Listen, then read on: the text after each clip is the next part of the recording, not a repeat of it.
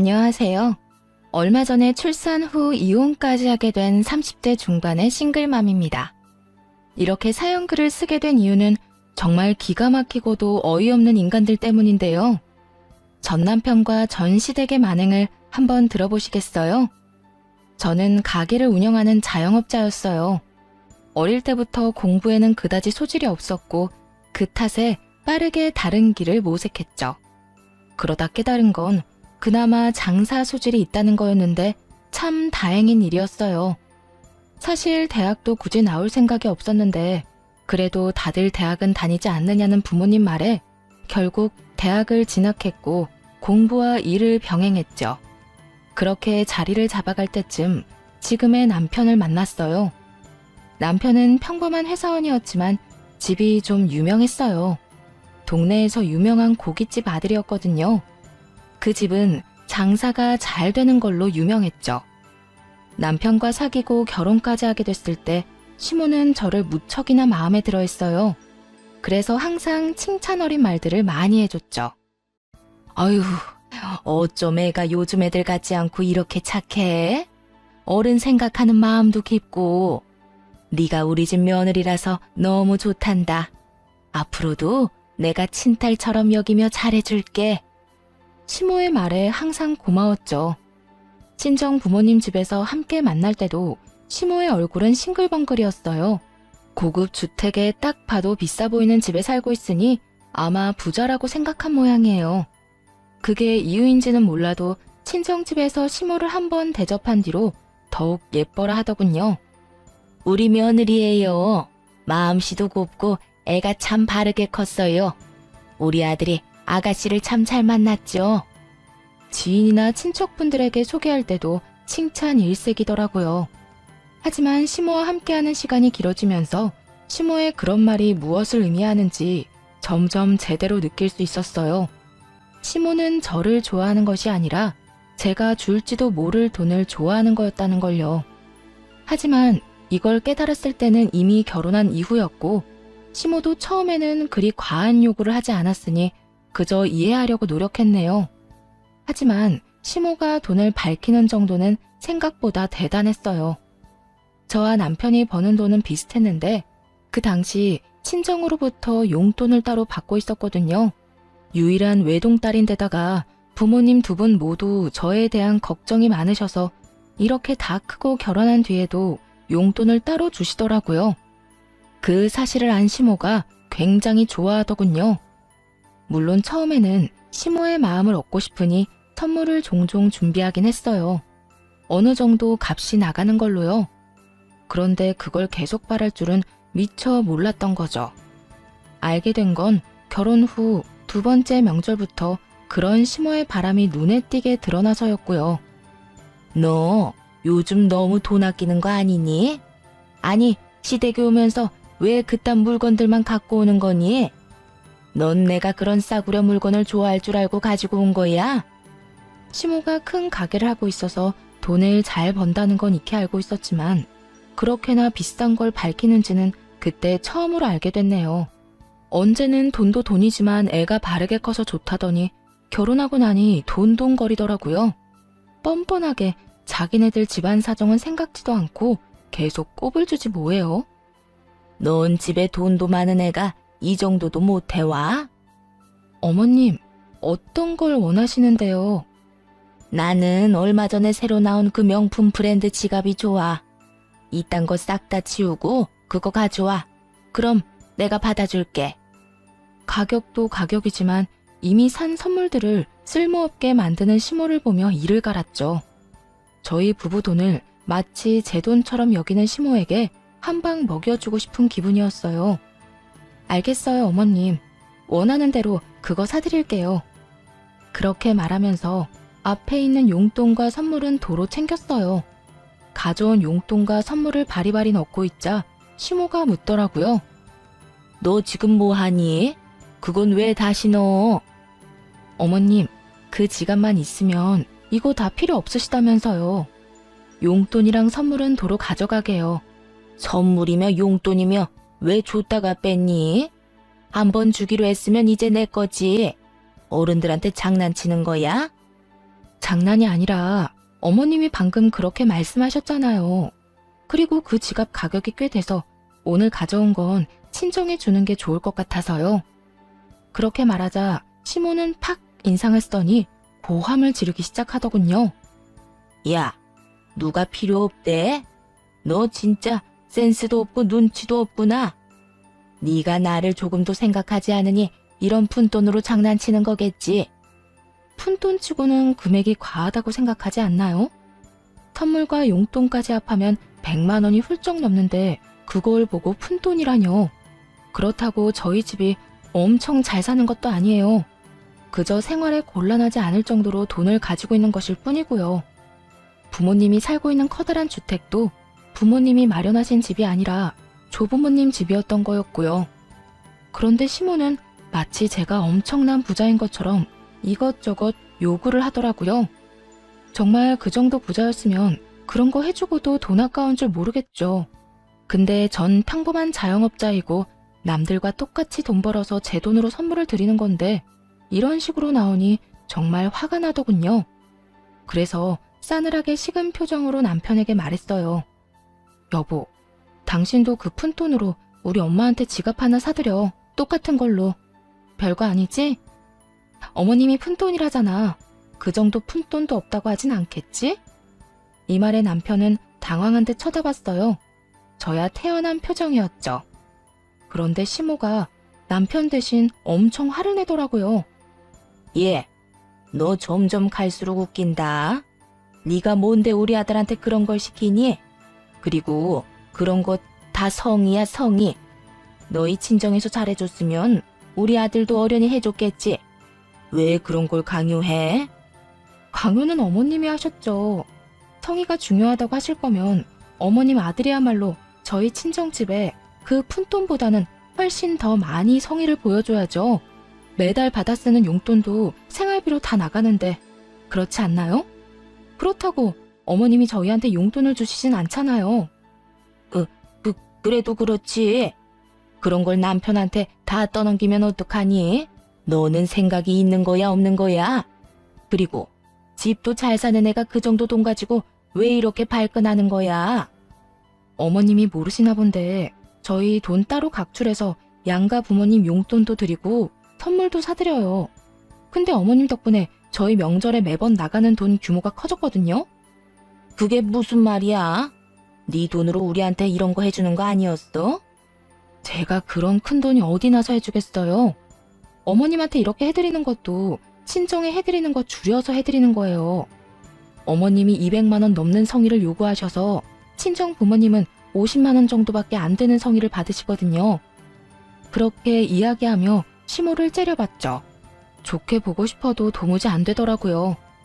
이야기를 할수록 더 열받는 건 남편 놈이 지 엄마 말릴 생각은 안 하고 그저 태평하게 구경이나 하고 있다는 것이었어요. 그러다 남편에게 친정엄마에게 명품 지갑을 사주라고 하니 그제서야 당황해서 허둥대는 꼴이란 그저 웃기더라고요. 이게 성의를 보이는 용돈이 맞나요? 매달 100만 원씩 용돈 주시는 친정에는 50만 원 주고 마는데 어머님은 아무것도 안 해주시면서 200만 원 넘게 받아가시잖아요. 그래놓고 원하는 선물을 지정하시기까지. 그렇게 이야기하자 시모가 입을 꾹 다물더군요. 하긴 분리할 땐 묵비권이 최고 아니겠어요? 근데 어떡하나요? 지 아들놈은 당장 발등에 불이 떨어졌는데 여보, 나 진짜 더 이상 낼 돈 없어. 어떻게 이번에도 당신이 좀 해주면 안 될까? 그리고 장모님 비싸고 이런 거 별로 안 좋아하시잖아. 그런데 굳이 꼭 해드려야 돼? 이런 상황에서도 제게 떠넘기려는 듯 남편놈이 울상을 지으며 불쌍한 척을 하더군요. 그래서 냉정하게 말해줬죠. 안 좋아한다고 싫어하는 건 아니지. 비싸고 좋은 거 누가 싫어해? 우리 엄마도 비싼 거 좋아해. 다만 벌어서 저축해야 될 시기에 그런 식으로 우리가 돈 쓰는 거 별로 반기질 않아서 그러시는 거지. 다 우리 생각해서 용돈도 주시는 거고. 그러면 항상 했던 것처럼 하면 되잖아. 아니면 이 선물들 장모님한테 갖다 드리면. 근데 당신도 정말 염치 없다. 당신 부모님은 원하는 브랜드까지 골라서 명품 지갑 사달라고 당당하게 요구하는데 어떻게 우리 집에는 50만 원으로 퉁치자고 말할 수가 있어? 한두 번도 아니고. 내가 언제 퉁치자고 했어? 그냥 장모님이 그런 거 안 좋아하시니까 안 하는 게 낫지 않냐고 물어보는 거지. 그럼 당신 어떡할래? 둘 중에 하나 골라. 친정이랑 시댁 규모를 맞출 거면 어머님 걸 줄이는 게 나을까? 아니면 친정에 주는 걸 늘리는 게 나을까? 양가 똑같이 하게 되면 너도 그만큼 더 내야 돼. 지금도 내가 더 내고 있잖아. 왜 그렇게 빡빡하게 물어? 이때까지 잘했잖아. 그냥 그렇게 하면 되지. 그렇게 할 수 없도록 어머님이 말씀하시잖아. 여태껏 뭐 들었어? 이해가 안 돼? 아니면 내가 여기까지 이 사태를 끌고 왔다고 말하고 싶은 거야? 아니지. 너희 어머님이 갑자기 명품 요구해서 여기까지 온 거잖아. 저를 탓하려는 듯 입을 삐죽이는 남편놈을 보고 열이 받아서 시모를 뚫어져라 쳐다보며 말했죠. 아들은 그 푼돈이 없어서 아끼려고 이렇게 아등바등인데 어머님은 며느리 돈이라는 생각에 참 쉽게 쓰셨나 보네요. 앞으로도 그렇게 요구하세요. 더 큰 걸 요구할수록 저도 남편에게 더 많이 돈 내라고 요구할 테니까요. 그 이야기에 시모가 입술을 꽉 물더군요. 분리할 때마다 나오는 버릇인가 보죠. 그걸 보니 체증이 좀 내려가는 기분이었어요. 솔직히 이쯤 되면 그만하라고 말할 줄 알았거든요. 아니면 패배 선언이라도 할 줄 알았는데 시모는 전혀 가타부타 말이 없더라고요. 머릿속에서 이리저리 저울질하는 모양이었죠. 그래서 시모가 선택하기 쉽도록 남편에게 칼자루를 쥐어주기로 했어요. 어머님이 당신 힘든 건 생각도 안 하시나 봐. 그럼 앞으로는 당신도 돈 더 내야겠네. 일단 200만 원부터 내봐. 명품 지갑 사러 가야지. 그 말까지 듣고서야 남편 놈도 움직이더군요. 엄마, 우리 결혼한 지 얼마 안 됐고 지금 돈 모아야 할 때거든? 이런 비싼 거 요구하는 거 좀 자제해줬으면 좋겠어. 나도 돈 별로 없고. 솔직히 장모님은 이런 거 안 바라셔. 그분은 그런 거 없어도 교양 있어 보인다고. 엄마는 아무리 비싼 걸로 꾸며봐야 어차피 고깃집 아줌마잖아. 야, 너 말 다 했어? 그 고깃집으로 너 대기업 보냈어. 이게 어디서 지금 엄마 무시하는 말을 해? 그러니까 좀 작작 좀 하시라고요. 아니, 적당히 좀 해야지. 이게 뭐야?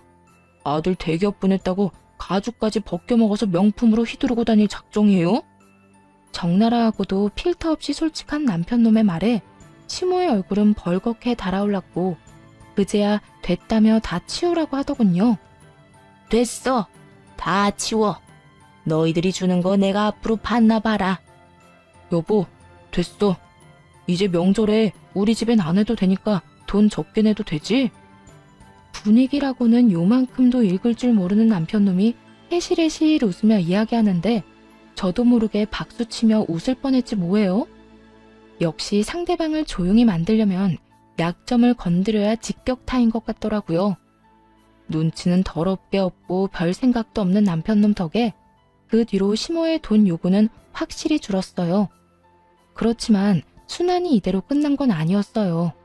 오히려 한층 더 어둡고 짜증나는 식으로 진행됐죠. 시모와 그 사건이 있은 후에 임신했다는 사실을 알게 됐거든요. 빨리 시부모에게 이야기하고 싶었지만 얼마 전 그리 좋은 분위기가 아니었다 보니 바로 오픈하지 못했죠. 친정에는 이 좋은 소식을 먼저 전해드렸고요. 엄마, 나 이제 곧 엄마 돼. 우리 애기 이제 8주야. 뭐? 정말? 잘됐다. 이렇게 빨리 애가 생기다니. 엄마가 너무 느긋하게 생각하고 있었나 보네. 조리는 친정에서 할 거지?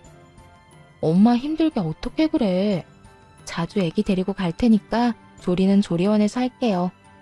너무 서운해하지 말고. 다 엄마 생각해서 하는 말이야. 내 맘 알죠? 친정엄마는 몸이 많이 약한 분이세요. 만성적인 무릎 통증이며 혈액순환 장애로 고생하시는데 그런 어머니에게 산후조리라는 힘든 일을 시킬 수는 없었죠. 하지만 만약 그때로 돌아가서 고를 수만 있다면 고민 없이 어머니를 택할 거예요. 이런 일들이 벌어질 줄 알았다면요. 이때 친정엄마는 서운해하면서도 축하한다고 인사해줬어요. 그런데 그날 이후로 친정이 부산스러워지더라고요. 이사 준비를 한다고요. 깜짝 놀랐죠. 그 주택에서 부모님이 계속 살 줄 알았거든요. 어디 마음에 안 드는 게 있거나 관리하기 힘들었나 보다 하는 생각을 했죠. 친정엄마가 그 집 관리하기 힘들다고 말한 적이 몇 번 있었으니까요. 차라리 같은 평수라면 아파트로 가고 싶다고요. 저야 주택이 더 좋았지만요. 친정 부모님이 이사 준비에 바쁜 이때부터였을 거예요. 시모가 저를 보는 눈빛이 달라졌다는 게 피부로 느껴지더라고요. 지난 명절에 명품 지갑 사건 이후로 시모가 저를 곱게 보지 않는다는 건 알고 있었지만 더 나아가서 아예 눈빛이 감시하는 것처럼 바뀌었더군요. 시모가 저런 식이니 애를 임신했다고 직접 전하기가 좀 꺼려질 정도였으니까요. 그 소식을 남편에게 말해달라고 부탁했을 정도면 말 다 한 거 아닌가요? 남편은 정말 아무 생각 없이 시댁에 가서 임신 소식을 전하고 왔더라고요. 그런데 그날 이후부터 남편도 뭔가 대면대면하게 변한 것 같은 기분이 들었어요. 이상하다 싶었지만 시모에게 싫은 소리라도 들었나 싶었죠. 그런 일이 한두 번도 아니었고 그 당시 신경 쓸 건 그거 하나뿐만이 아니었거든요. 친정에 임신한 걸 밝히고 한 달쯤 뒤에 친정엄마가 잠깐 보자며 저를 부르는 일이 있었어요. 호텔 레스토랑이었는데 약속 시간 맞춰 나갔죠. 그런데 그 자리에는 부모님 말고도 웬 남자 하나가 있더라고요. 딸, 인사해. 우리 집 리모델링 맡아주실 업체 사장님이셔. 사장님은 생각보다 젊은 분이었어요. 인사를 하고 앉으면 물었죠. 엄마는 엄마네 집 공사하면서 왜 딸을 불렀어? 아, 맛있는 거 사주려고? 아니, 엄마 작은 평수로 이사 가는 곳은 이미 리모델링이 다 된 집이라 조금만 고치면 돼. 이분은 너희 집 고쳐줄 분이시지. 엄마 살던 큰 주택 네가 들어가서 살아 앞으로. 엄마랑 아빠가 주는 출산 선물 어때? 서프라이즈 다 왔어? 이 아빠가 아무리 생각해도 말이지. 우리 딸이 지낼 집인데 거기서 살 사람 의견도 중요할 것 같아서 부른 거야. 식사하고 나서 두 사람이서 잘 이야기해서 집 예쁘게 고쳐서 써. 알았지? 정말 깜짝 놀랐어요. 그 집을 줄 거라고는 생각도 못했거든요. 어릴 때 할머니, 할아버지와 함께 3대가 그 집에서 같이 살았던 적도 있어서 꽤 정이 많이 붙은 집이었는데 그걸 선물로 준다니 감동이었죠. 그것 때문에 작은 평수로 이사 간 거야? 그렇게 안 해도 되는데. 그럼 명이라도 아빠랑 나 반반할까? 그것도 좋은 생각이지. 대신 너희 집 팔고 나서 생긴 돈에서 우리가 준 돈은 다시 돌려줘야 하는 거 알지? 계산은 바르게 해야지. 당연하죠. 걱정 마. 그거 팔고 아버지가 그때 지원해준 돈 꼭 다 갚고 들어갈게요. 고마워요, 아빠, 엄마. 너무 행복했어요. 그렇게 행복을 곱씹으며 밥을 먹고 인테리어 직원분이랑 커피숍에서 이야기까지 끝냈죠. 원하는 옵션을 이야기하고 바로 생각이 안 나는 부분은 다음 주에 다시 만나 상의하자고 이야기하고 나왔어요. 그렇게 나오면서 생각했죠. 남편에게는 진짜 서프라이즈를 해주면 좋겠다고요. 그래서 때가 될 때까지 숨기기로 했어요. 그 뒤로도 몇 번 더 그 사장님과 만나서 이야기를 나눴고요. 남편에게는 비밀로 하고 여러 집의 도면을 찾아보고 TV로 집 소개해주는 곳도 보면서 더 좋은 집으로 바꿔보려고 열심히 이것저것 공부했네요. 기분이 참 좋더라고요. 제 집을 꾸미는데 제 의견이 들어간다는 게 생각보다 정말 즐거운 일이었죠. 그런데 그렇게 즐거운 시간을 보내고 있던 어느 날, 시모가 잠깐 시댁으로 오라며 연락을 했어요. 평상시에 잘 부르지 않는데 무슨 일로 부른 걸까 싶어 시댁으로 갔죠. 그런데 시댁 분위기가 착 가라앉은 것이 심상치 않더군요. 남편도 그 자리에 있기에 남편 옆에 가서 앉았어요. 그런데 엉덩이를 대고 앉자마자 시모가 탁자 위로 서류 봉투를 하나 탁 내려놓더군요. 얌전한 고양이 부뚜막에 올라간다더니 너 참 대단하네. 어떻게 시어머니랑 남편 몰래 남자를 만나고 다닐 수가 있어? 당황하기도 하고 뭔 소린가 싶어 봉투를 열어 안에 있는 사진을 확인했죠. 그랬더니 저와 인테리어 업체 사장이 호텔에서 나오는 사진이 찍혀 있더라고요. 순간 뒤통수가 얼얼하더군요. 뒷조사하고 있었다는 것에 배신감을 강하게 느꼈거든요. 뒷장 그 뒷장을 넘길수록 어이가 없었어요. 호텔 사진을 제외하고서는 외도 사진처럼 보이는 건 단 한 장도 없었거든요. 그럴 수밖에요. 항상 서류를 들고 만나서 의견 조율하기 바빴는데 어떻게 그런 사진이 찍힐 수 있겠어요? 긴 말 안 한다.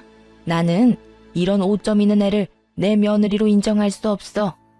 그리고 너 정말 독하더라. 어떻게 너희 친정 망해가는데 나한테, 아니 우리 아들한테 한마디도 안 했니? 이건 또 무슨 소린가 싶었죠. 고개를 들어 황당한 얼굴로 시모를 쳐다보니 그러더군요. 너희 집 망해서 그 집 팔고 작은 평수로 갔다며. 내가 이런 말까지는 안 하려고 했는데 너무하는 거 아니니? 네가 우리를 믿지 못하고 숨겼으니 우리도 너 믿을 필요 없겠지. 이 이야기를 듣는 순간 딱 감이 왔어요. 이 인간들이 제 외도를 탓하고 싶은 게 아니라는 걸요. 외도는 명분이고 실제로는 우리 집이 망한 것 같으니 너랑은 인연 끊겠다. 이 생각인 거였죠. 눈을 질끈 감게 되더라고요. 남편과 여태 쌓아올렸던 것들은 다 뭐였지? 우리의 결혼이 이렇게 허무한 거였나? 수만 가지 생각이 머릿속을 맴도는데 남편 놈은 여전히 조용하더라고요. 남편에게 물었어요. 당신도 그렇게 생각해? 내가 정말로 외도했다고 생각하는 거야? 우리 뱃속의 애는 어떡할 건데? 지금 이혼하면 애는? 남편 놈은 시모에게 무슨 소리라도 들었는지 입을 다물고 아무 말도 하지 않더군요. 이놈이 이렇게 뒤통수를 칠 줄이야. 상상도 못한 반응에 남편 놈을 탓하자 시모가 강한 힘으로 떼어놓더라고요. 이게 어디서 남의 귀한 아들 멱살을 잡아. 야, 뱃속의 애가 누구 아인지는 모르지. 그러네, 우리 집안 핏줄로 못 받아들여. 어디서 뒹굴다 왔는지 모르는 년이 뭔 거짓말을 못하겠어? 그럼 친자 검사라도 해요. 그러면 되잖아요. 애 낳고 나서 검사하시면 되죠. 그리고 그 사진도 다 설명할 수 있다고요. 그만해. 더 이상 우리 아들 앞길 망치지 말고 썩 꺼져. 나는 애초부터 너랑 안 맞았어. 어른한테 두 눈 동그랗게 뜨고 대들 줄이나 알고. 남편 조종해서 시어머니 힘도 못 쓰게 하는 거 내가 모를 줄 알았어? 남편을 조종해서 저를 못 살게 구는 건 시모도 마찬가지였죠. 지금 이 상황에 남편 놈이 시모 이야기만 철석같이 믿고 있다는 게 무슨 뜻이겠어요? 저놈도 지금 여기서 시모 편들겠다는 거잖아요. 뱃속에 지새끼 품고 있는 제가 뻔히 옆에 있는데도 우리 집에 너 반겨줄 사람도 없고 너하고 잘해볼 사람도 없어. 그러니 당장 이 집에서 나가라. 그리고 이혼 소송 판결 나는 대로 그 집도 싹 다 팔아치울 거야. 네가 잘못했으니 위자료도 청구할 거고 그렇게 알고 있어. 그렇게 시모의 축객령이 떨어지고 쫓겨났어요. 해명? 물론 할 수 있었죠.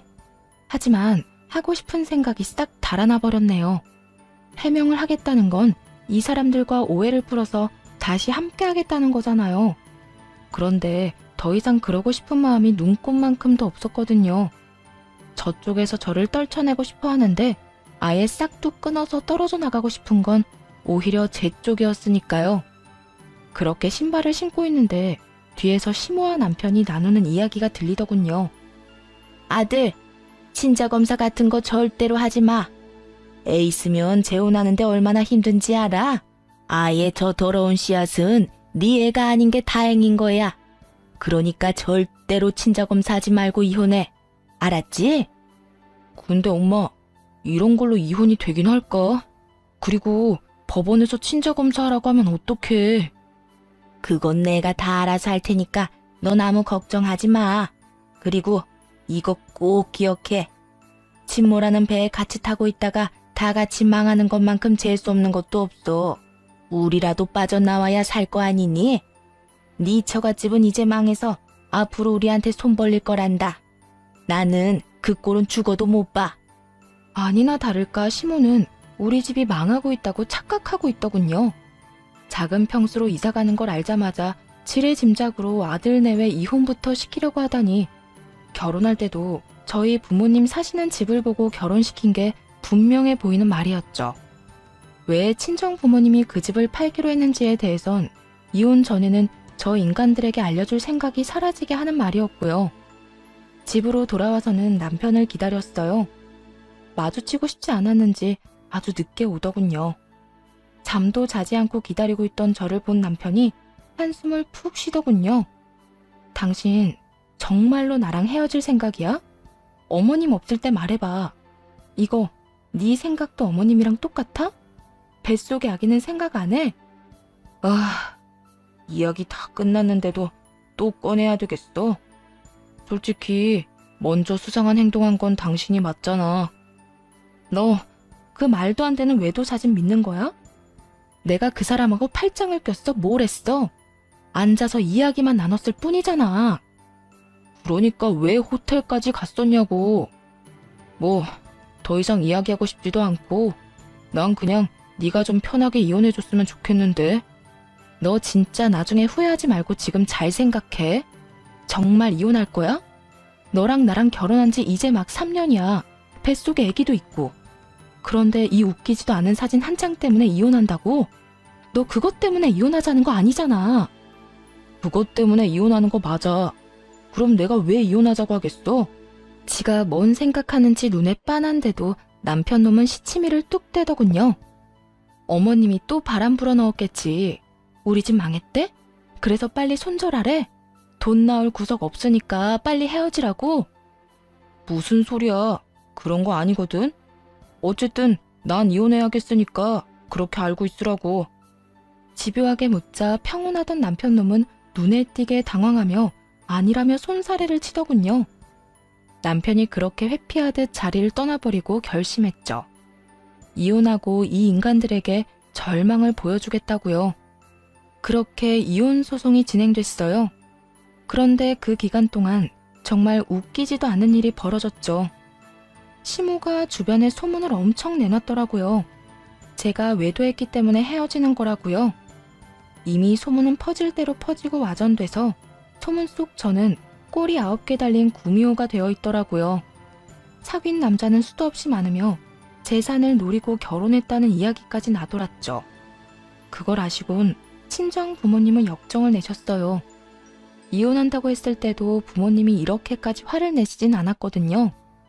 오히려 왜 적극적으로 해명하지 않았냐면서 더 강하게 말했어야 한다고 그렇게 말씀하시곤 하셨는데 이번에는 그 질이 다르잖아요. 저지르지도 않은 외도를 저질렀다는 소문이 파다하게 퍼지니 친정 부모님도 완전 열이 받으신 거죠. 너희 시어머니 도대체 뭐 하는 짓이니? 언제는 조용히 이혼해달라면서. 그런데 이제 와서 이런 식으로 헛소리를 퍼뜨려? 이 인간들이 진짜. 엄마, 그냥 놔둬요. 이혼하면서 자기들이 무슨 짓을 저질렀는지 똑똑히 알려주면 되니까. 근데 엄마한테 부탁할 거 있는데 들어줄 수 있어요? 무슨 부탁? 네가 원하는 건 엄마가 다 들어줄게. 우리 딸 홀몸도 아닌데 출산 준비에 이혼 준비까지. 엄마, 요즘 너 보고 있으면 슬퍼. 솔직히 그 인간들하고 더 이상 같이 할 마음 없으니까 이혼하는 거야. 나한테 좋은 일이고. 시어머니가 소문 퍼뜨린 사람들 좀 찾아봐줘. 단톡방 문자 내역 같은 거 있으면 좀 보내달라고 해봐요. 그렇게 하나하나 증거를 모았죠. 이혼이 시작되자 시모와 남편은 호텔 사진 한 장으로 저를 불륜녀로 만들었더군요. 그렇지만 당연하게도 제 핸드폰 내역에는 그 사람과의 어떠한 외도 증거도 나오지 않았고 사진도 호텔에서 찍힌 그 사진 딱 한 장 가지고는 외도가 증명되지 않았어요. 시모와 변호사에게 톡톡히 말했죠. 그 사람은 저희 친정 부모님 집 리모델링 해준 업체 사장님이세요. 친정엄마가 만나서 조율하기 힘들어서 제가 직접 만나 의견 조율하고 집 리모델링에 참여했고요. 그러면서 시모가 찍은 사진 몇 장 중에 설계도가 비춰진 부분을 확대해서 증거로 보여줬어요. 저희가 만날 때마다 탁자 위에 펼쳐놓은 건 집 설계도면이고요. 호텔에서 찍힌 것도 레스토랑에서 부모님과 함께 있던 거 확인 다 됐는데도 저를 모함만 해요. 유책 배우자는 제가 아니라 남편과 시댁이죠. 없는 죄를 만들어 이혼시키려고 하니까요. 결국 제 외도는 증거 불충분으로 받아들여지지 않았지만 남편 놈과 시모는 수긍하지 않았어요. 그리고 이내 제 뱃속의 아이가 자기 아이가 아니라며 친권과 양육권까지 포기하겠다고 말하더군요. 나는 친권, 양육권 다 필요 없어. 그리고 그 뱃속의 아이가 내 아이가 아니라고 확신해. 나는 외도로 낳은 아이를 내 아이라고 인정 못해. 당연히 변호사들은 당황했죠. 혼인 기간 중에 낳은 아이는 본래 남편의 자식으로 인정이 되거든요. 근데 남편이 그걸 부정하고 있는 데다가 아이가 태어나지도 않아서 친자 검사를 할 수도 없는 상황이었어요. 그래서 이렇게 말했어요. 네 자식이 아니라고 생각한다면 그렇게 생각해. 나도 이 아이 당신 자식이 아니고 내 자식으로 키울 거니까. 여기서 2번 다시 아이에 대해 어떠한 권리도 주장하지 않겠다고 맹세해. 법적으로 아이에 관한 걸 모두 포기한다고 하라고. 변호사는 애를 출산하고 나서 이혼하는 게 좋겠다고 했어요. 임신 중에 소송하면 친권과 양육권을 다투지 않는다고요. 그 바람대로인지 아이는 소송 중에 세상 밖으로 나왔네요. 시모와 남편 놈은 애를 보지도 않았죠. 어차피 이혼 소송을 하며 친권과 양육권도 가져오기로 생각했으니 상관없었지만요. 남편 놈의 면접 교섭권을 포기하라고 했고 대신 남편 놈은 양육비를 지급하지 않겠다고 했죠. 저도 그 사항에 합의했어요. 어차피 저 인간 자식으로 키울 생각도 없었고 재혼이라도 하면 친양자로 입양하는 방법을 써서라도 남편과 아이 관계를 완전히 끊어내게 만들 생각이었거든요. 그리고 남편은 그 모든 권리를 포기하기로 합의했고요. 한 줌의 후회도 없어 보이더라고요. 그렇게 이혼 소송이 끝나고 리모델링도 완성됐어요. 친권과 양육권에 대해서도 판결이 나왔죠. 남편은 친권, 양육권을 포기했고 제가 다 받아가는 것으로요. 애를 포기하면서 면접 교섭권까지 포기하더군요. 애 보러 오라는 말도 하지 말라는 뜻처럼 느껴져 기분이 굉장히 더러웠어요. 그리고 판결 난 날 바로 짐을 쌌어요. 리모델링이 된 집으로 들어가기로 했거든요.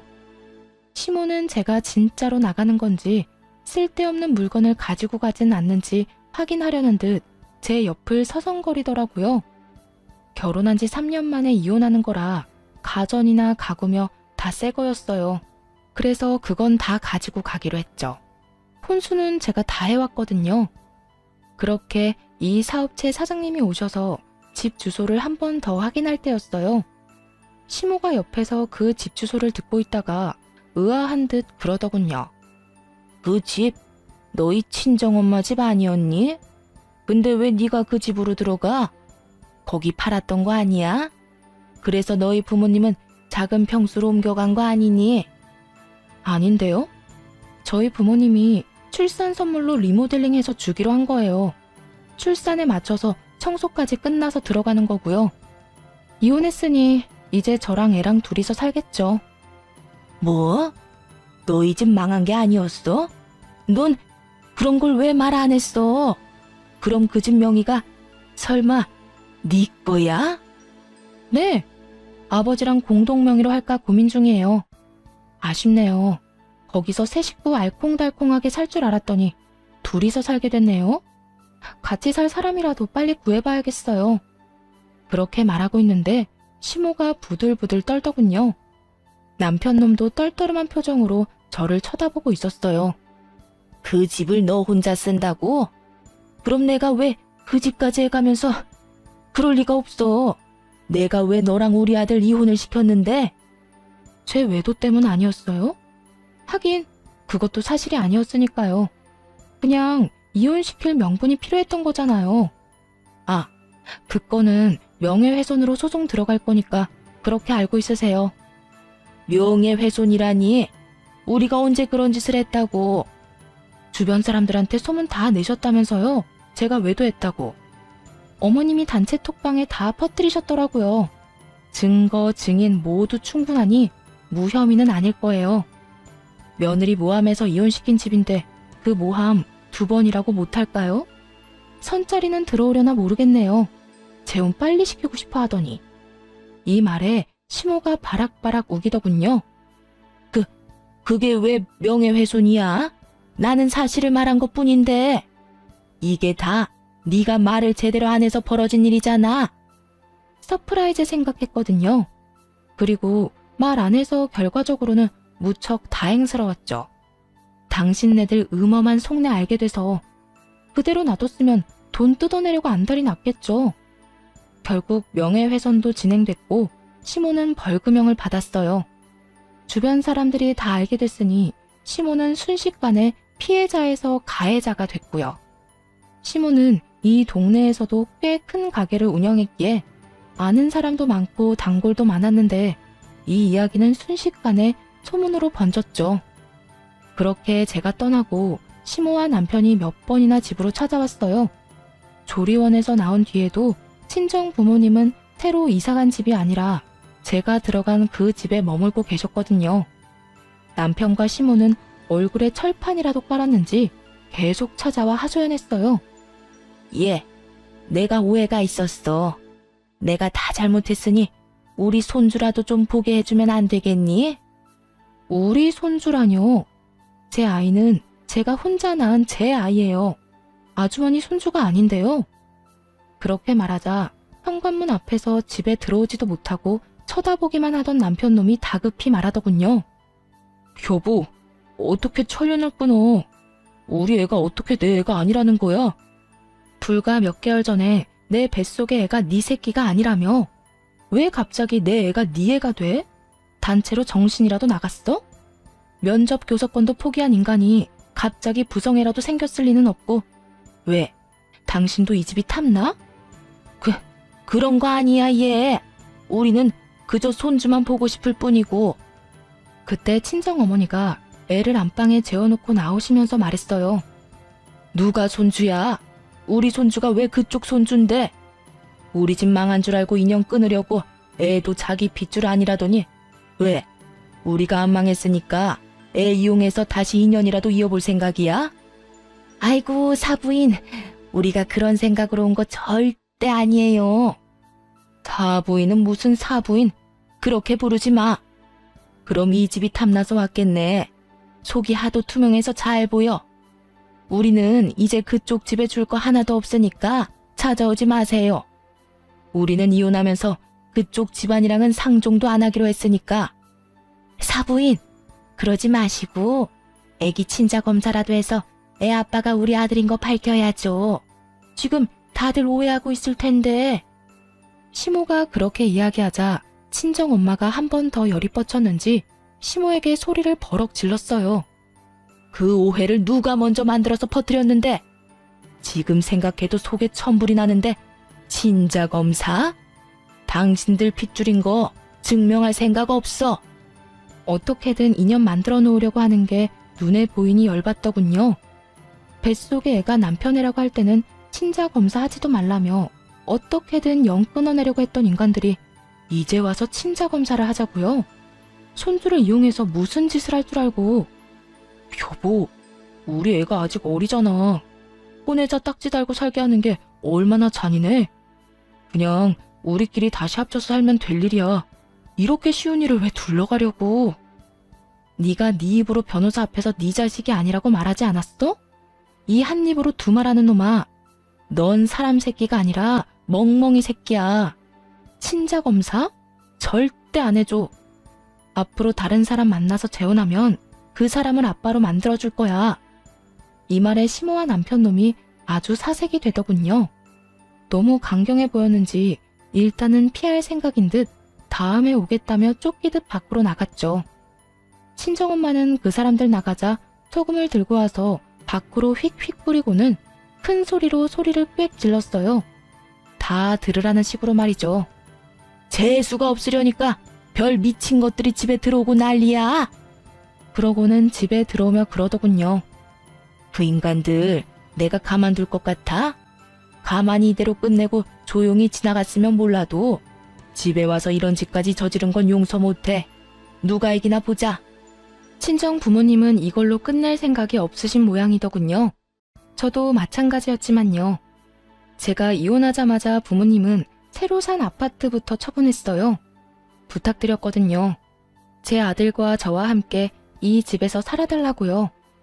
그 큰 주택에 아들과 저는 2층만 써도 상관없었고 혹시라도 재혼이라도 하게 되면 전 남편에게 받은 아파트 반값 금액이랑 위자료로 다시 집을 구해서 나가서 살면 되는 일이었기도 하고요. 그 전까지는 어떻게든 부모님과 함께 하고 싶었어요. 그걸 알고 부모님도 그 작은 평수의 아파트는 처분한 거죠. 그렇게 1년 반쯤 지나니 애를 키우는 재미가 있었어요.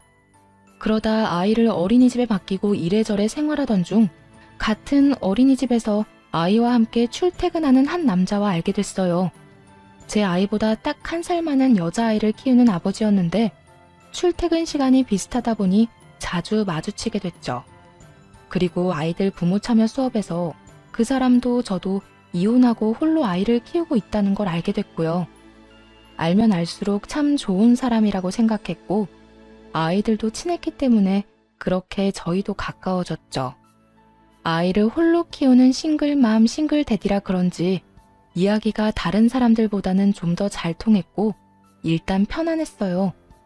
제가 싱글맘이라고 하면 잘 이야기하다가도 멈칫하며 눈치를 보는 사람들이 많았거든요. 그러면 이야기에 제한이 생기게 되고 저도 그런 그룹은 빠지게 되고요. 그런데 이 사람과는 환경이 비슷하니 친해지게 되더군요. 그렇게 깊게 고민하고 생각한 끝에 그 사람과 재혼하게 됐네요. 서로의 사정에 대해 잘 알고 있으니 저도 그 사람도 거릴 것 없었죠. 그렇게 이혼한 지 3년 만에 새로운 사람과 새로운 만남을 하게 됐어요. 친정 부모님은 이 사람을 무척이나 마음에 들어 하셨어요. 싹싹하고 예의 바르고 처갓집에 잘한다고요. 재혼한 남편의 부모님은 일찍 돌아가셔서 시댁이라고 할 만한 것도 없었죠. 결혼 안 한 여동생만 있었거든요. 사실 시부모가 없다는 사실만으로 이렇게나 안심하는 저를 보며 아직도 그 인간들에게서 벗어나지 못했구나 하는 생각도 들었네요. 그리고 친정 부모님은 새로 가게를 하나 차리셨어요. 전 시모가 운영하던 가게 옆에다가요. 그것도 똑같은 고깃집으로 말이죠. 어머니가 생각보다 시모에게 갚고 싶은 게 많았던 모양이었어요. 저는 이제 제 인생을 찾아가고 있었는데 엄마에게는 여전히 현재 진행형이었던 거죠. 어느 날 전 시모와 마주쳤는데 그날은 재혼한 남편과 두 아이를 데리고 친정엄마 가게에 고기를 먹으러 간 날이었어요. 그런데 옆집인 전 시댁 가게는 아주 한산하더군요. 알고 보니 엄마가 가게 열고부터 그쪽 집으로는 사람 발길이 뚝 끊겼대요. 전 시모가 저를 발견하더니 와서 하소연하더군요. 얘, 너희 엄마 좀 말려봐. 이러다 우리 가게 완전 폐업하게 생겼어. 오픈한 건 그렇다 쳐. 그런데 그렇게 공격적으로 할인 행사를 하면 아니, 도대체 우리는 어떡하라는 거야? 저한테 말씀하셔도 제가 해드릴 수 있는 게 없어요. 가게는 어머니 소관이고 어떤 방침을 쓰던 저랑은 상관없으니까요. 저는 남편이랑 애들하고 그냥 같이 밥 먹으러 온 것뿐이에요. 남편? 너 벌써 재혼을 했단 말이야? 우리 아들은 지금 아무도 못 만나고 이혼남으로 혼자 지내고 있는데? 네, 참 좋은 사람이에요. 누구랑은 다르게 욕심도 없고 무엇보다 시부모님도 안 계시거든요. 제 아들도 자기 아들처럼 살뜰히 잘 보살피고요. 걔는 우리 손주야. 비는 못 속인다고. 그때 친정엄마가 나타나서는 시모에게 소리를 질렀어요. 누가 누구 손주야? 앞으로 그딴 헛소리 짓거리면 고소할 거야. 남의 딸 억울하게 흠집을 내놓고서는 이제 와서 우리 딸한테 뭘 부탁하는 거야? 염치가 있어? 나는 당신네들 망할 때까지 안 끝낼 거야. 친정엄마가 단단히 마음을 먹었더라고요. 그렇게 전 시모를 쫓아내고는 재혼한 남편, 아이들은 친정 부모님과 즐거운 시간을 가졌죠. 밥도 맛있게 먹고 사진도 찍고 즐겁게 놀았네요. 전시모는 씁쓸한 표정으로 이쪽만 바라보고 있었고요. 하긴 얼마나 아깝겠어요. 이 모든 걸 자기들이 가지고 있을 수 있었을 텐데요. 아니, 그대로 뒀다면 다 자기들 것이었겠죠. 그런데 잘못된 선택으로 결국 스스로를 망하게 만들었으니 결국 전시모는 몇 주 지나지 않아 가게를 폐업했더라고요. 엄마에게 물어봤어요. 근데 장사도 엄마보다 더 오래 해서 단골 손님도 많을 텐데 왜 폐업까지 하게 됐어? 그 정도로 안 되지 않아 보였는데. 저 가게 지탱해 준 게 어디 동네 손님뿐이겠어? 아는 지인들이며 단골들이며 다들 소문을 들었겠지. 장사라는 건 평판이 무엇보다 중요하다. 며느리 잘라내려고 외도했다며 누명 씌운 인간한테 사람들이 찾아갈 리 있어? 아, 그렇게 됐나? 그래. 소문의 주인공 두 사람이 같이 나란히 붙어 있는데 어딜 가겠어? 다 심리적으로 마음이 쓰이는 곳에 가게 돼 있어. 이미 저 인간은 명예훼손으로 벌금형까지 받았으니까 사람들이 은연중에 멀리하고 싶은 거겠지. 지가 다 뿌린 거야. 그렇게 전시모의 가게는 또 쫓겨나듯 폐업하고 사라졌어요. 돈돈거리면서 친정 이용하다가 망할 것 같으니 바로 발 빼려고 며느리한테 누명까지 씌우던 사람이었으니 결국엔 빠른 손절이 답이었다고 생각해요. 누가 날 이용한다 싶은 생각이 들면 빠르게 벗어나는 것도 방법이에요. 이야기 재미있게 읽어주셨는지 모르겠네요. 모두들